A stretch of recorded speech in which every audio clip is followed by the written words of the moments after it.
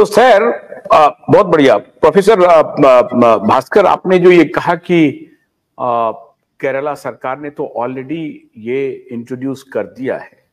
WHO की तो बात अब अभी हम जाने देते हैं। ये एक कम्युनिस्ट सरकार है केरल में, और लोग अब इसकी चर्चा कर रहे हैं कि जो लेफ्ट लॉबी है वो पूरी दुनिया में कंट्रोल, नियंत्रित करने के अलग अलग साधन तैयार करते रहते हैं। और अब उनको ये लग रहा है कि हेल्थ एक ऐसा तरीका है जिसके माध्यम से आप आसानी से तैयार कर सकते हैं, कंट्रोल कर सकते हैं। डॉक्टर बैनर्जी, एक कम्युनिस्ट सरकार और सो कॉल्ड राइटिस्ट गवर्नमेंट, ये दोनों एक पेज पे कैसे आ रहे हैं? केंद्र सरकार तो अभी तक हालांकि कोई फॉर्मुलेशन इस तरह का नहीं आया है पब्लिक डोमेन में, लेकिन केरला सरकार ने तो ऑलरेडी स्वीकार कर लिया है। केस को राइज करके बताया जा सकता है कि पेंडेमिक आ गया, और कानूनी रूप से कुछ भी नहीं आप कर सकते हैं। ये तो विधेयक ले आए वो डॉक्टर बैनर्जी।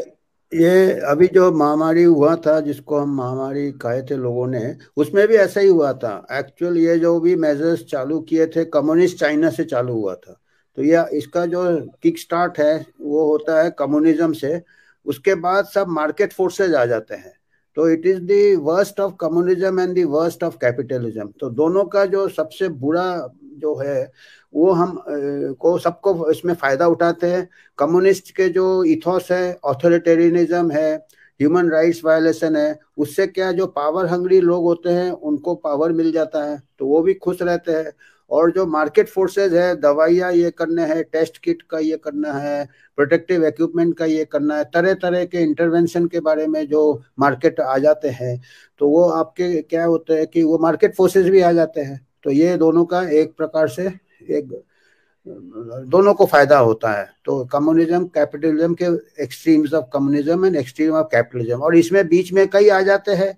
जैसे मैंने कहा, जो एकेडमिक्स है, जो कैरियर साइंटिस्ट है, उनका कैरियर बनता है, नया नाम हो गया डिजीज का, नया डिजीज में उनका नाम आ जाता है, उन्होंने इतने पेपर्स लिख दिए उस डिजीज पे, ये उन्होंने आविष्कार किया है, तो उनको भी एक फील्ड मिल जाता है, अपना नाम एज अ ग्रेट साइंटिस्ट। जबकि ये बीमारियां शायद इतना इंपॉर्टेंट नहीं हो, एक्चुअल बीमारियां नेग्लेक्ट हो रहे हैं। जो डेवलपिंग कंट्रीज, हमारे जैसे कंट्रीज में डेंगू में आज ही हमारी जो झाड़ू लगाती थी हमारे ब्लॉक में, उसकी लड़की 15 साल की लड़की डेंगू से मर गई।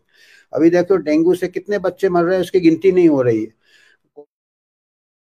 उसके ऊपर स्कूल बंद कर दिया आपने। तो हमारे यहाँ बच्चे मर रहे हैं, पर बच्चे मर रहे हैं हमारे दूसरे डिजीज से, जो कि हमारे यहाँ अभी जो कि साइंटिस्ट लोग नहीं टैकल कर रहे हैं, क्योंकि उसमें पैसा नहीं है। तो नए बीमारियों में एक नया फैशन हो गया है, नया डिजीज में एक तमाशा हो गया है।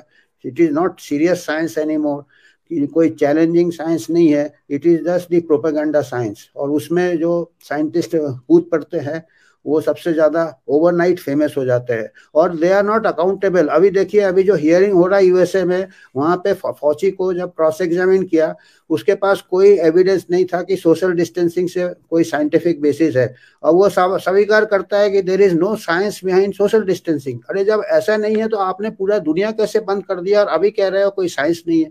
तो इसका क्या अकाउंटेबिलिटी नहीं होना चाहिए?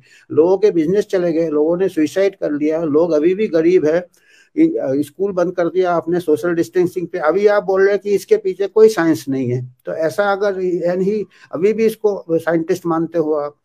भोलानाथ का ब्रश कटर एक बैटरी से चलने वाली मशीन है जिसका चार्जिंग समय 3.5 घंटे है। इसे हम 6 से 8 घंटे बिना रुके चला सकते हैं। एक बार चार्ज करने पर ये 16,000 स्क्वायर फीट गेहूं, चावल, बजरा, जोवर के खेत काट सकता है, जबकि इसी कार्य को पेट्रोल ब्रश कटर 1,000 रुपए पेट्रोल का खर्चा करता है।